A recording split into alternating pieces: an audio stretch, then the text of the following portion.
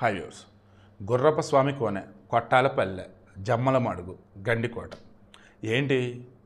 కొండను తవ్వి ఎలుకను పడతాం, ఆ ఎలుకతోనే కేసును క్లోజ్ చేస్తామని మన కర్నూలు డిఐజీ కోయ ప్రవీణ్ గారు గండికోట వైష్ణవ హత్య కేసు అని చెప్పారు. మనం చెప్పిన దాని ప్రకారం ఏంటి, వాళ్ళ ఫ్యామిలీ వాళ్ళే ఈమె మీద రెక్కి పెట్టి ఈమెకి ఆ పాపకు వైష్ణవికి వాళ్ళ అమ్మమ్మ ఆస్తి మొత్తం ఇవ్వటం, ఈ వైష్ణవి ఏమో ఎవరితోయితే తిరగొద్దని చెప్పారో వాళ్ళతో తిరుగుతూ ఉండటం, ఇవన్నీ చూసి తట్టుకోలేక ఆ అమ్మాయిని చంపేస్తారని మాట్లాడుకున్నాం. నేను ఇప్పటికీ దానికి కట్టుబడి ఉన్నా. బట్ ఎంతవరకు? 80%. 20% అంటే మేబీ బయట వాళ్ళు అయ్యే ఛాన్స్ ఉండేది. ఇప్పుడు పోలీసులు చెప్తున్నది ఏంటి, మాకు ఒక క్లియర్ విట్నెస్ అనేది కావాలి, దానికోసం ఎదురు చూస్తూ ఉన్నాం. ఎంత టెక్నాలజీని యూజ్ చేసినా ఎక్కడ ఏదో మిస్ అవుతుంది. దెన్ ఆ ఎలుక అన్నది ఏదైతే ఉన్నా, ఎస్ మేము ఇప్పటికీ అదే కట్టుబడినాం, కొండంతా ఎలుకను పట్టాలి, ఆ ఎలుకతోనే అసలు నిజాలు బయట పెట్టాలని మేము అనుకున్నాం. బట్ అది ఇప్పటికీ దొరకటం లేదు అంటున్నాడు. అంటే ఆ ఎలుక పారిపోయిందా, లేదు వీళ్ళు కొండను తవ్వేటప్పటికి ఆ ఎలుక చచ్చిపోయిందా గుణపం తగిలి, లేదన్నప్పుడు వీళ్ళు తవ్వాల్సిన రీతిలో కొండను తవ్వలేదా? పోలీసులే చెప్పాలి.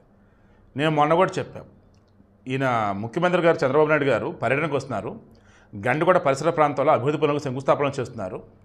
అండ్ మంత్రి పెమ్మసాని గారు వాళ్ళ వంశస్థ సంబంధించి గండికోట కీలకం కాబట్టి ఆయన కూడా డెవలప్మెంట్కి బోల్డ్ అండ్ ఫండ్స్ పట్టుకొచ్చున్నారు.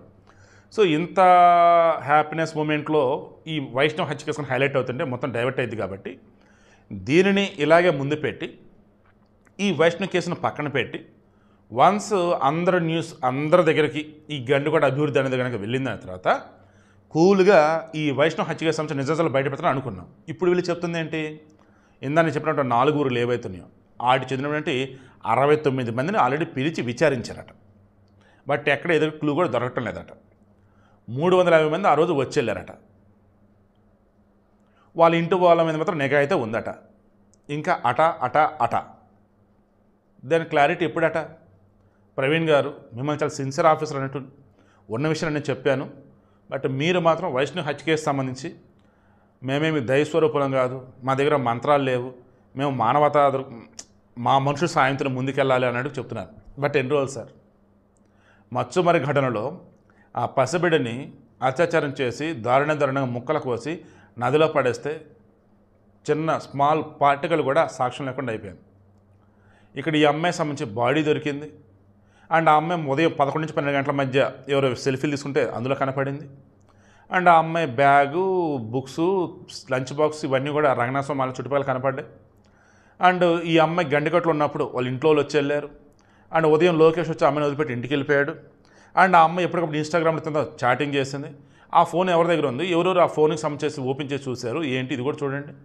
అండ్ మీకు తెలియదు కాదు, బట్ పబ్లిక్ అర్థం కావాల్సిన చాలా ఉంది. ఏంటన్నట్టు ఈ కేసు సంబంధించి ఆల్రెడీ తప్పు చేసిన వాళ్ళు ఎవరు, హంతకులు ఎవరు, దోషులు ఎవరు ఆల్రెడీ తెలిసిందని, బట్ ఎక్కడో ఏదో వీళ్ళకి కావాలని దాస్తారని అంటున్నారు. బట్ అటువంటి నిందలు మన మీద వద్దు, మన డిపార్ట్మెంట్ మీద వద్దు.